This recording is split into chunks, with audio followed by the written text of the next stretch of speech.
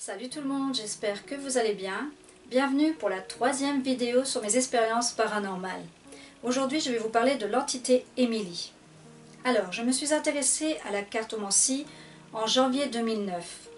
J'ai commencé avec l'oracle G, et à l'époque, savoir interpréter un tirage n'était pas toujours évident pour moi.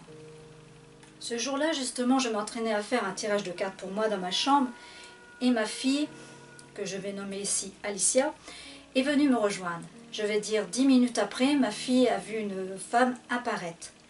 Elle était brune aux cheveux mi-longs, des yeux noirs. Mais quand je vous dis noir, c'est le globe oculaire. Au lieu d'être blanc, il est totalement noir. Elle était habillée d'une robe noire et d'un chapeau noir. De là, je me suis dit, c'est une entité du bas astral. Mais le plus troublant, c'était que cette entité se traînait au sol, comme si qu'elle n'avait plus l'usage de ses jambes. À cet instant, j'ai commencé à me sentir très mal. C'est comme si cette entité me tirait mon énergie pour arriver à se manifester à ma fille. Puis ensuite, elle a disparu. Quelques jours après, ma fille était agressée à la sortie du collège par des jeunes de son âge, qui l'ont bousculée violemment dans les voitures ainsi que dans des boîtes aux lettres. Une semaine après cette altercation, elle se paralysa d'une jambe. Donc nous avons pris la décision de l'emmener à l'hôpital, ne comprenant pas ce qui lui arrivait. Les examens n'ont rien donné. Quelques jours plus tard, elle n'avait plus le fonctionnement de ses deux jambes. Nous l'avons emmenée voir notre médecin traitant. Celui-ci nous a suggéré de le ramener à l'hôpital, mais comme la première fois ils n'ont rien trouvé à l'hôtel Dieu de Valenciennes, nous avons pris la décision de l'emmener directement à l'hôpital Jeanne de Flandre qui se trouve à Lille. De plus, elle commençait à cracher du sang, ce qui m'inquiétait énormément. Après quelques jours d'hospitalisation et la discussion avec les médecins et les examens de fait, en sachant qu'on leur a fait part de l'agression, sans parler bien sûr de l'entité qu'elle voyait, la conclusion a été c'est un choc émotionnel qui a provoqué sa paralysation de ses jambes. Pendant son séjour passé à l'hôpital, ma fille a eu la visite de cette femme vêtue de noir qui s'était manifestée quelques semaines auparavant dans ma chambre plutôt. Mais cette fois-ci, elle se tenait debout sur ses jambes. Ma fille était terrifiée par cette entité. Dès son retour à la maison, une après-midi qu'elle prenait sa douche, du sang apparut sur ses jambes. Il n'y avait aucune coupure sur ses jambes, je vous le certifie. Je vous assure, j'ai bien vérifié. Et à ce moment-là, ma fille se mit à entendre la voix d'une femme. Elle lui disait, je cite, « C'est moi qui prends possession de tes jambes. » Voilà, c'est la phrase exacte. « C'est moi qui prends possession de tes jambes. » Je lui ai demandé par l'intermédiaire de ma fille comment elle s'appelait. Elle m'a répondu Émilie. Et pourquoi elle agissait ainsi? Elle nous a répondu qu'elle en voulait au monde entier. Je lui ai répondu pourquoi. Et c'est à ce moment-là qu'on a su qu'elle avait été internée en asile pour avoir commis le meurtre de son bébé, une petite fille, et de son mari. Et apparemment, elle serait suicidée là-bas. Pour ma fille, c'était un calvaire cette épreuve. Elle a dû assumer sa paralysation.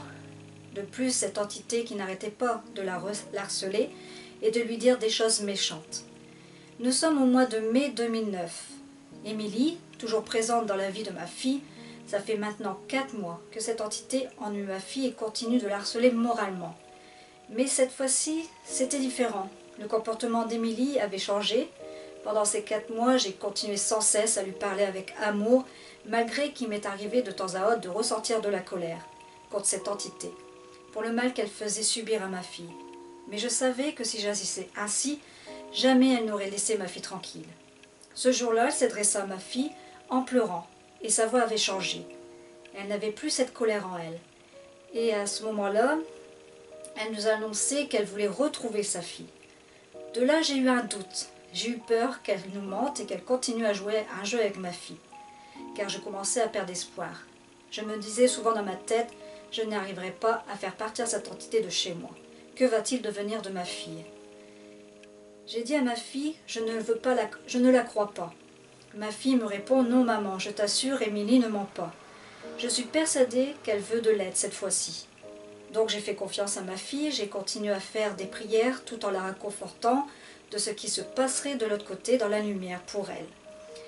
Et ce qui était très étrange, elle a changé d'apparence et ses yeux sont redevenus normaux et quelques jours après, si mes souvenirs sont bons, Émilie est apparue dans le jardin où ma fille se trouvait. Elle était en compagnie de sa fille et la révélation que ma fille a eue ce jour-là, vous croyez ou non, ma fille m'a dit « Maman, tu ne vas jamais me croire. » Cette fille que Émilie tenait par la main avait l'apparence de ma fille. Je ne saurais jamais si c'est le fait que je n'ai pas fait de protection avant ce tirage de cartes qui a amené cette entité chez moi. À votre avis, est-ce que le fait que ma fille lui faisait rappeler sa fille, qu'elle s'en prenait à la mienne, ou l'amour que je porte à ma fille? Nul ne le saura, je le pense. Quelques jours après, pour être exact, c'était le 28 mai 2009, un jour inoubliable. Ma fille remarchait de nouveau. J'étais très heureuse pour elle. Quelle joie! Le calvaire était enfin terminé pour elle.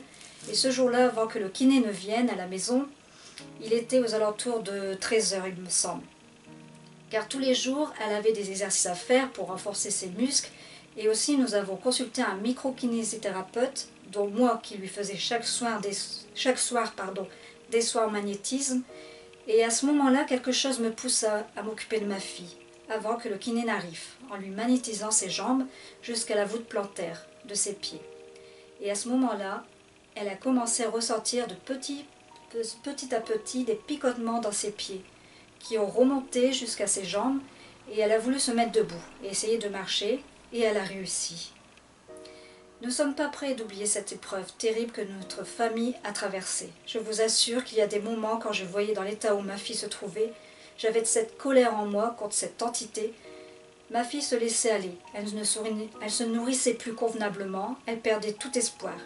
Elle n'avait plus la force morale de se battre, car elle finissait par croire au fond d'elle que cette entité était responsable de sa paralysation.